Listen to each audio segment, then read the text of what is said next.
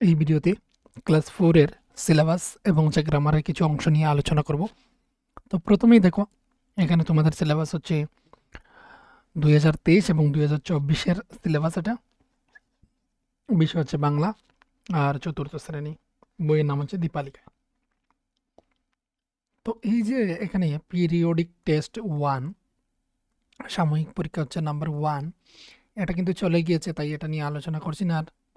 আর তারপর হচ্ছে এখানে হাফ ইয়ারলি এক্সামও চলে গিয়েছে, এটা নিয়ে আলোচনা করছি না।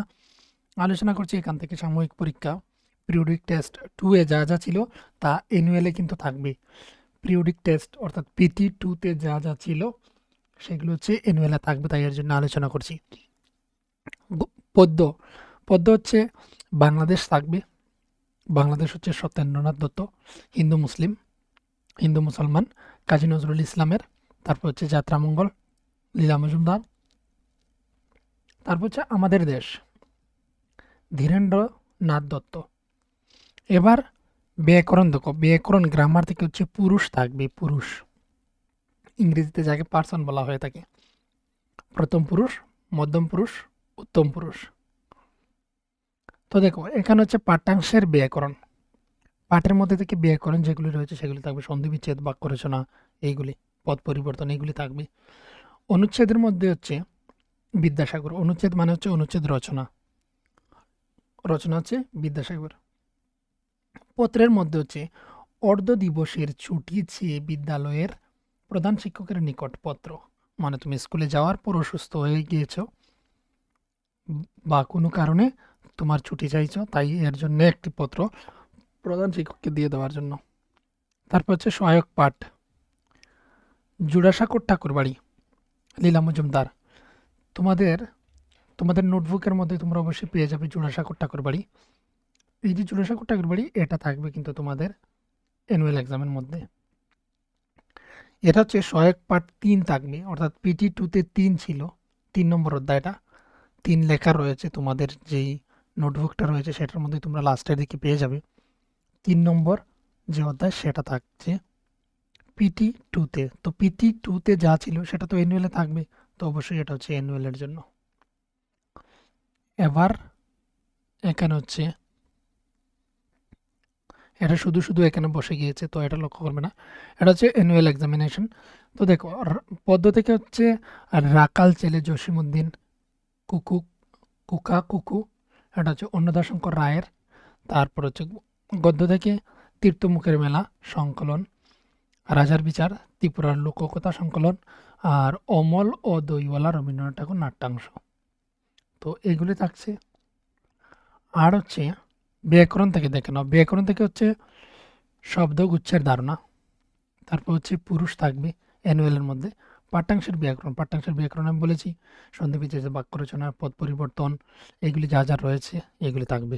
অনুচ্ছেদের মধ্যে হচ্ছে জগদীশচন্দ্র বসু, এর রেলগাড়ি, আর হচ্ছে বিদ্যাসাগর। এদিকে পত্রের মধ্যে হচ্ছে পরীক্ষার ফলাফল জানিয়ে পিতার নিকট পত্র, তোমার পরীক্ষার ফলাফল কেমন হয়েছে সেটা জানিয়ে পিতাকে পাঠানোর জন্য। আর হচ্ছে বনভোজনের আমন্ত্রণ জানিয়ে বন্ধুকে চিঠি লেখো। এই হচ্ছে দুটি এখানে পত্র, আর উপরে একটি দেখেছিলাম সেটা। এইদিকে হচ্ছে সহায়ক পাঠ। সহায়ক পাঠ হচ্ছে জোড়াসাঁকোর ঠাকুরবাড়ি, লীলা মজুমদারের লেখা, যেটার হচ্ছে চ্যাপ্টার 4 ও 5 থাকবে, অধ্যায় 4 ও 5। এবং হচ্ছে পিরিয়ডিক টেস্ট 2 এ যা যা ছিল তা কিন্তু থাকবে অ্যানুয়াল এক্সামের মধ্যে। তারপর হচ্ছে বুধ পরীক্ষণ সহায়ক পাঠের অংশ থাকে, মানেই হচ্ছে এখানের মধ্যে ওই যে এখানে সহায়ক পাঠ বলতে হচ্ছে এই যে লীলা মজুমদারের লেখা, এখান থেকে হচ্ছে বুধ পরীক্ষণ যেটা সেটা থাকবে। এবারে এখানে এর উপরে যে একটি অংশ ছিল অনুবাদ, কমলা চট্টোপাধ্যায়, এটা কিন্তু আমি পাইনি। তোমরা যদি পেয়ে থাকো আমাকে জানিয়ে দিও, কিন্তু এটা কোথায় পাওয়া যাবে বা এটা কোনো কোনো বইয়ের মধ্যে আমি পাইনি এখন পর্যন্ত। তোমরা যদি পেয়ে থাকো আমাকে জানিয়ে দেবে। তো এটা লক্ষ্য রাখবে, যদি তোমরা টেক্সট বুকটা আমার কাছে নেই তাই এর জন্য বলতে পারছি না। হয়তো টেক্সট বুকের মধ্যে রয়েছে, না থাকে যদি, তাহলে তোমরা নোটবুকটা দেখে নেবে। নোটবুকের মধ্যেও আমি কিন্তু পাইনি, তো দেখে নিও তোমরা। আর বাকি যতগুলি রয়েছিল সেগুলো তোমরা নিশ্চয়ই পেয়ে গিয়েছো। এবার হচ্ছে এখান থেকে বিদ্যাসাগর আর এই ঈশ্বর, এইদিকে হচ্ছে জগদীশচন্দ্র বসু, রেলগাড়ি, এগুলি আমি তোমাদেরকে দেখিয়ে দিচ্ছি এখানে।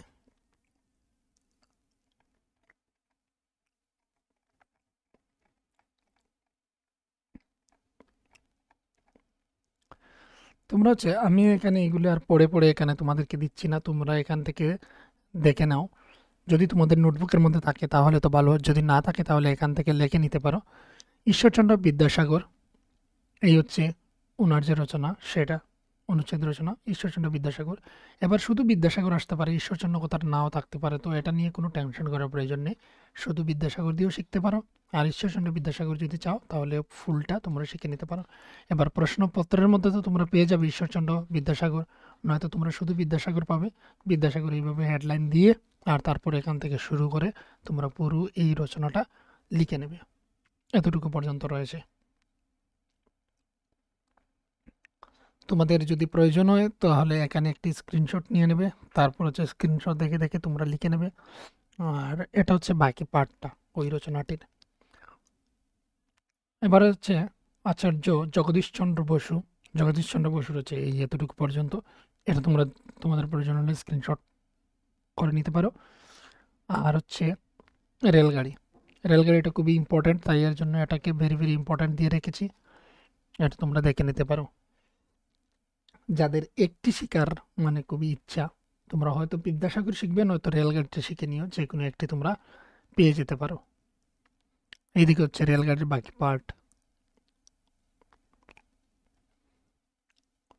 তারপর হচ্ছে পুরুষ, পুরুষ যে এখানে আমি বলেছিলাম সিলেবাসের মধ্যে, পুরুষ হচ্ছে এখানের মধ্যে, তোমরা দেখে নাও। পুরুষ কি সে সম্পর্কে একটু ধারণা আসার জন্য আমি বলে দিচ্ছি, দেখে নাও। যে শব্দের দ্বারা বক্তা, শ্রোতা এবং উদ্দৃষ্ট এই তিন পক্ষের বিষয়ে ধারণা হয় তাকে পুরুষ বলা হয়। পুরুষ হলো বাক্যের বিশেষ্য বা সর্বনামের পক্ষ চেনার উপায়। যেমন এখানে বলা হয়েছে, দেখে নাও, কমল, কমল কবিতা বলে। কমল কি বলে? কবিতা বলে। এখানে কমল যে, কমল হচ্ছে এখানের মধ্যে পুরুষ, তো কমল যে পুরুষটা এটা হচ্ছে প্রথম পুরুষ। কমল হচ্ছে প্রথম পুরুষ। সে সে হচ্ছে সে হচ্ছে এখানের মধ্যে প্রথম পুরুষ। তুমি, তুমি কথাটা হচ্ছে মধ্যম পুরুষ। এটা কিভাবে চিনবে সেটা আমি বলছি একটু পরে। ফুলটি খুব সুন্দর, এখানে এই যে ফুলটি, এটা হচ্ছে প্রথম পুরুষ। এরা প্রত্যেকেই পুরুষ। এই যে এক একটা এখানে সার্কেল দিয়ে রেখেছি, এই এক একটি হচ্ছে পুরুষ কিন্তু। এবার কথা হচ্ছে, যেমন তুমি কোনো কিছু বলছো, তুমি একটি কথা কাউকে বলছো, তো তুমি হচ্ছে কি, তুমি হচ্ছে বক্তা বা স্পিকার, তুমি বলছো, শুনছে একজন, তো তুমি যে, তুমি হচ্ছে উত্তম পুরুষ। তুমি উত্তম পুরুষ, তুমি মানে এখানের মধ্যে যে, যে বলছে, যে কথাগুলি বলছে সে হচ্ছে উত্তম পুরুষ, যে শুনছে সে হচ্ছে মধ্যম পুরুষ, আর প্রথম পুরুষ হচ্ছে যার উদ্দেশ্যে কোনো কিছু বলা হচ্ছে। তো এখানের মধ্যে আমি যদি বলি তোমাকে, যদি আমি কোনো কিছু বলি, ধরে নাও এটা আমি, এটা আমি, আমি তোমাকে বলছি তুমি, তুমি হচ্ছে এটা, আর এটা হচ্ছে সে। তা আমি যদি বলি সে পড়া শেখেনি, আমি কাকে বলছি? আমি তোমাকে বলছি।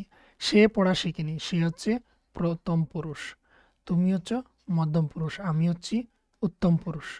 তো এইভাবেই হচ্ছে পুরুষ চেনা যায়। তাই এইগুলিকে একটি, এই যে এখানে বলা হলো বক্তা যে বলছে, শ্রোতা যে শুনছে, উদ্দৃষ্ট যার উদ্দেশ্যে কোনো কিছু বলা হচ্ছে সে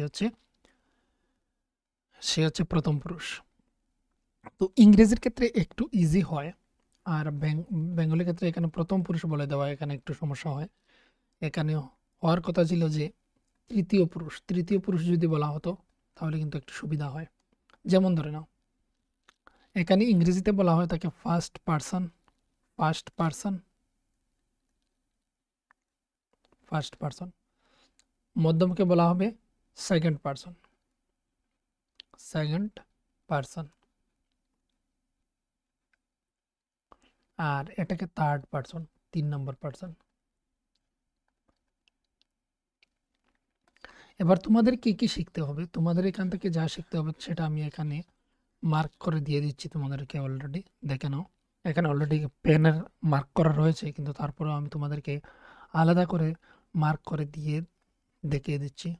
মানে প্রথমেই যদি আসে পুরুষ কাকে বলে, তাহলে যে শব্দ দ্বারা বক্তা, শ্রোতা ও উদ্দৃষ্ট এই তিন পক্ষের বিষয়ে ধারণা হয় তাকে পুরুষ বলা হয়। এতটুকু পর্যন্ত দেবে, বাকি এইটুকু দেওয়ার প্রয়োজন নেই, এইটুকু দেওয়ার প্রয়োজন নেই।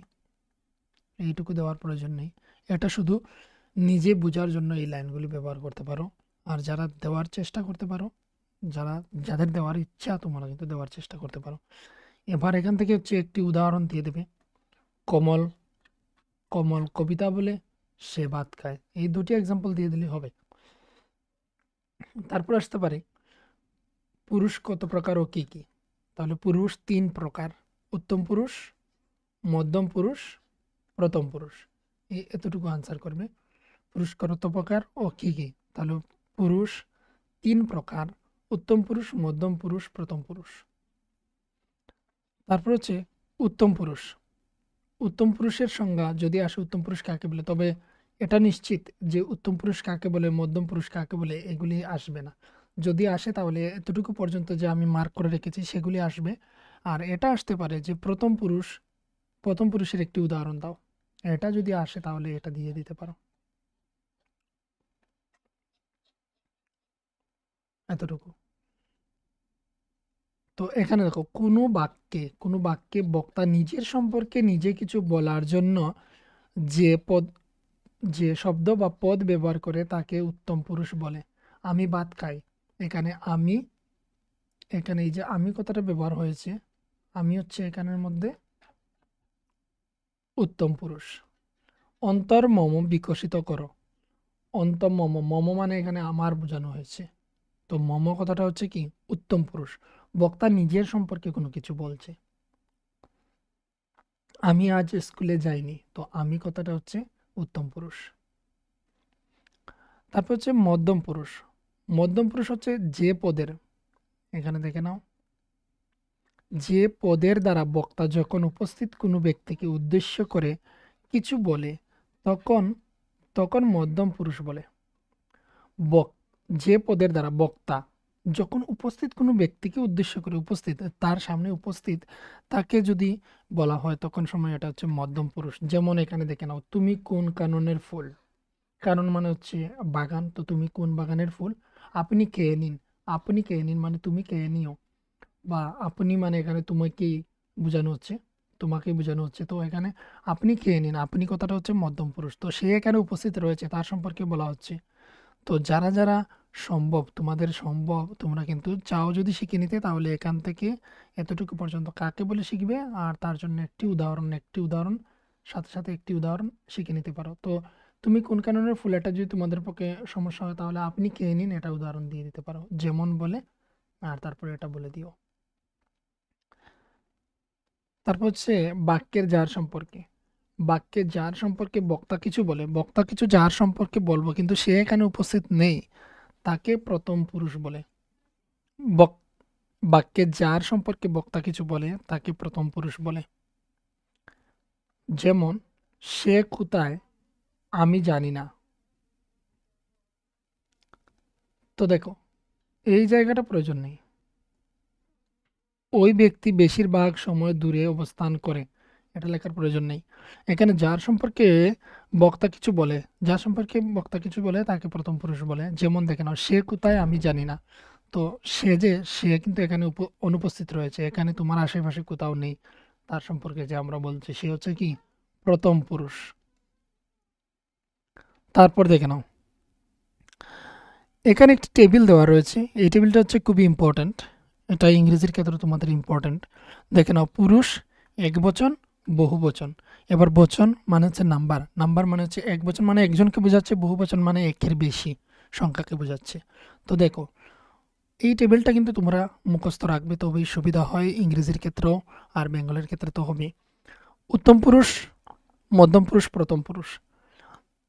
এক বচনে হচ্ছে আমি, আমি মানে একজনকে বোঝাচ্ছে, আমরা মানে অনেকজনকে বোঝাচ্ছে। তো আমি আমরা যেটা, এটা হচ্ছে উত্তম পুরুষ। মধ্যম পুরুষ হচ্ছে তুমি, আপনি, তুই, এটা হচ্ছে মধ্যম পুরুষের এক বচন, মানে একজন একজনকে বোঝাচ্ছে। আপনি মানে একজন, তুমি মানে একজন, তুই মানে একজন। কিন্তু তোমরা মানে বহু বচন, মানে অনেকজনকে বোঝাচ্ছে। আপনারা অনেকজনকে বোঝাচ্ছে, তোরা অনেকজনকে বোঝাচ্ছে। এগুলো হলো কি মধ্যম পুরুষ। তারপর হচ্ছে সে, তিনি, তারা, তাহারা, তারা, এইগুলি প্রথম পুরুষের মধ্যে। এগুলি হচ্ছে একবচন, সে মানে একজন, তারা মানে অনেকজন, তিনি মানে একজন, তাহারা বা তারা হলো অনেকজন। তো এটা হলো প্রথম পুরুষ প্রথম পুরুষের একবচন, বহুবচন, এইগুলি চলে গেল। এবার হচ্ছে শব্দগুচ্ছ তোমাদের এখানে রয়েছে। তো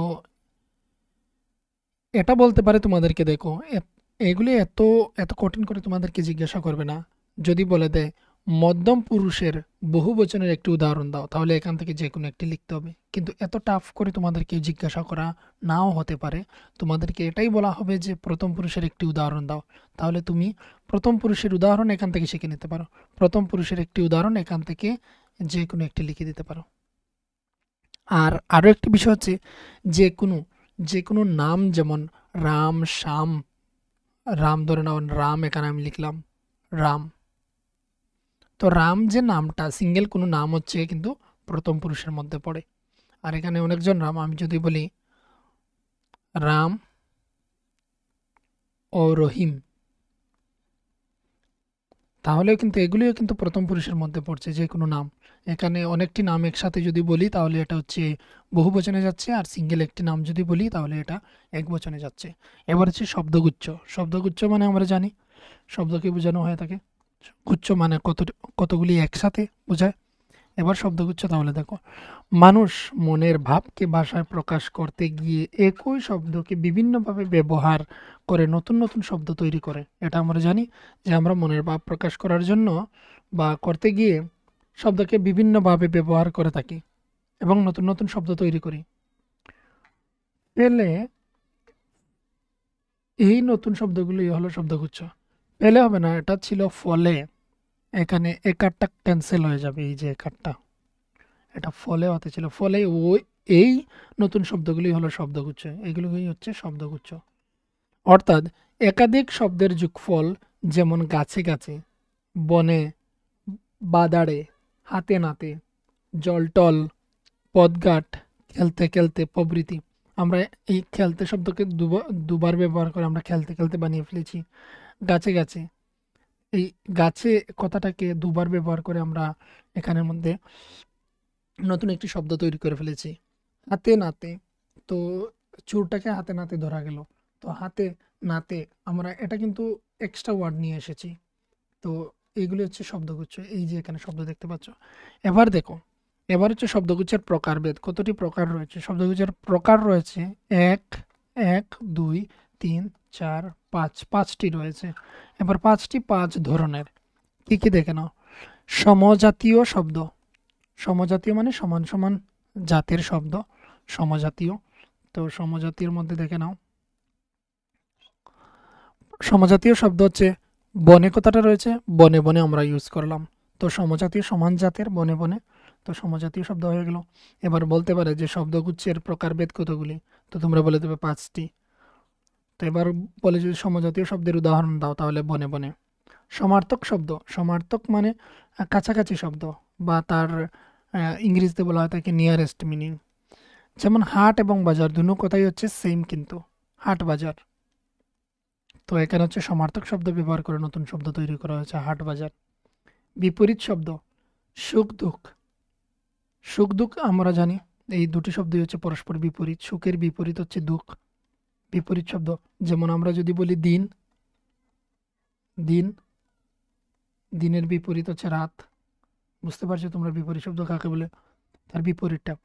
এবার হচ্ছে ক্রিয়া জাতীয় শব্দ, হাসতে হাসতে। দেখো হাসতে একটা কিন্তু কাজ জাতীয় জিনিস, হাসতে হাসতে কোনো কাজ। তো হাসতে হাসতে দুটি হচ্ছে ক্রিয়া জাতীয় শব্দ, দুটি এখানে বসলো পাশাপাশি। তো পাশাপাশি বসে এখানে ক্রিয়া জাতীয় শব্দ তৈরি হয়ে গেল। তারপর হচ্ছে ধ্বনির শব্দ, টুপটুপ, টুপটুপ একটি শব্দ। তো টুপটুপ দুবার ব্যবহার করলাম, এখানে নতুন একটি শব্দগুচ্ছ তৈরি হয়ে গেল, যা হচ্ছে ধ্বনির শব্দ। এবার এবার তোমাকে বলতে পারে যে, তোমাকে এটা বলতে পারে শব্দগুচ্ছ কত প্রকার, এটা একটি। বা এখানে সমজাতীয় শব্দ যুগে একটি সমজাতীয় শব্দের উদাহরণ দাও, তাহলে তুমি গাছে গাছে বসাবে, পথে পথে, হাতে হাতে, মুখে মুখে প্রভৃতি শব্দ। দেখো সমজাতীয় শব্দ কিভাবে তৈরি হয়, বলা হচ্ছে একই রূপের দুটি শব্দ যুগে এই ধরনের শব্দগুচ্ছ তৈরি হয়। তারপর হচ্ছে সমার্থক শব্দ, যেমন কাছাকাছি, ঘর এবং বাড়ি, ঘর বাড়ি। কাছাকাছি। লোক মানেই মানুষকে বোঝাচ্ছে, লোকজন মানেও মানুষকে বোঝায়, লোকজন। পুঁতি, পুঁতি হচ্ছে বই, পত্র হচ্ছে বই বা কাগজ জাতীয় জিনিস। তো কাছাকাছি শব্দ, সমার্থক শব্দ। ধন মানেই হচ্ছে কি, ধন আর রত্ন দুটি হচ্ছে সেম সেম। তো এইগুলো হচ্ছে সমার্থক শব্দ। পদ, ঘাট, টাকা, কড়ি। টাকা যেমন, কড়িও তেমন। তো এইগুলো হচ্ছে একই শব্দের অর্থ যোগ করে আমরা যে শব্দগুচ্ছ তৈরি করি তাকে বলা হয় সমার্থক শব্দগুচ্ছ, সমার্থক শব্দ। তারপরে ছিল বিপরীত। এখানে বাকি অংশটা আসেনি, এটা হচ্ছে বিপরীত হবে লেখাটা। আমি লিখে দিচ্ছি এখানের মধ্যে বিপরীত।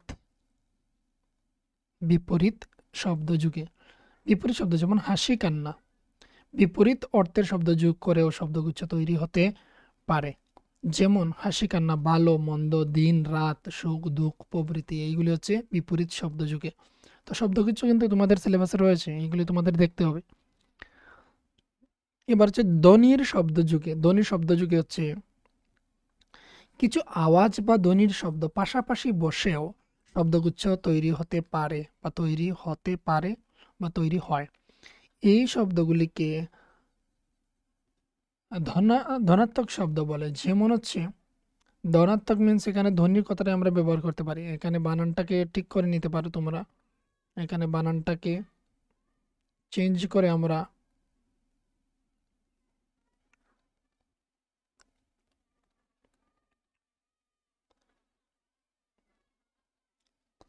এখানে ধ্বনিগুচ্ছ লিখতে পারি।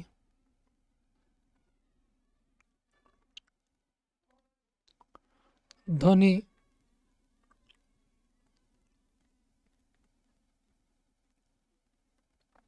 এই ওয়ার্ডটা এখানের মধ্যে লিখে দেবে, রটাকে বাদ দিয়ে এই ওয়ার্ডটা এখানে লিখে দেবে।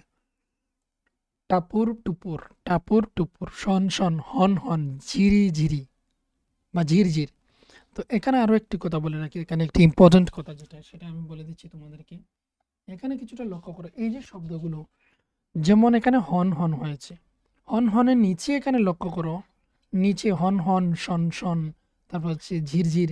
এই শব্দগুলির নিচে দেখো হর্ষ চিহ্ন দেওয়া রয়েছে। এই দেখে নাও, এখানে হর্ষ চিহ্ন, এখানে হর্ষ চিহ্ন, এইভাবে হর্ষ চিহ্ন দেওয়া হয়ে থাকে। এইগুলির মানে হচ্ছে আমরা এইভাবে উচ্চারণ করব না যে হন হন, হ দৈন্তান্ন, হন হন করব না। আমরা হন হন বলবো না, হন হন বলবো। মানে এটাকে শর্ট করে আমরা বলবো। অসের মানেই হচ্ছে এটা হন হন, হন হন, হন হন বলবো না। ঝিরি ঝিরি বলবো না, ঝির ঝির বলবো।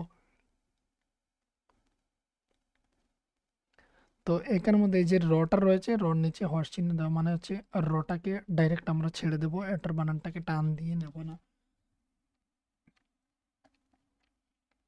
তারপর দেখো এখানের মধ্যে রয়েছে ক্রিয়া জাতীয় শব্দ যুগে। ক্রিয়া জাতীয় কিছু ক্রিয়াপদ আছে যেগুলি পাশাপাশি বসেও শব্দগুচ্ছ তৈরি করতে পারে। যেমন পড়তে পড়তে, বলতে বলতে, খেতে খেতে, খেলতে খেলতে প্রভৃতি।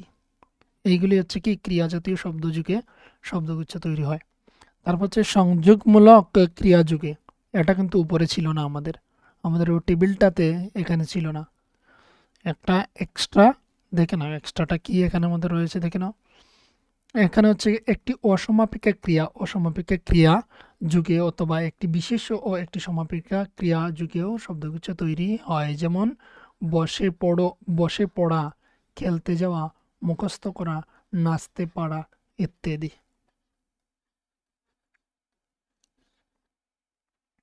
তো এই ছিল ক্লাস 4-এর শব্দগুচ্ছ এবং গ্রামারের যে রচনাগুলি সেগুলি এখানে তোমাদেরকে দিয়ে দিলাম। আর হচ্ছে তোমাদের এখানে যা রয়েছে তা হচ্ছে পত্র আমার দেওয়া হয়নি। এই পত্রগুলি তোমরা পেয়ে যাবে, তোমাদের নোটবুক্সের মধ্যেই রয়েছে। অর্ধ দিবসের ছুটি চেয়ে বিদ্যালয়ের প্রধান শিক্ষকের নিকট পত্র যদি না পেয়ে থাকো তাহলে অবশ্যই আমাকে কমেন্ট বক্সে জানাবে, আমি তোমাদেরকে সেগুলি আপলোড করে দিয়ে দেবো।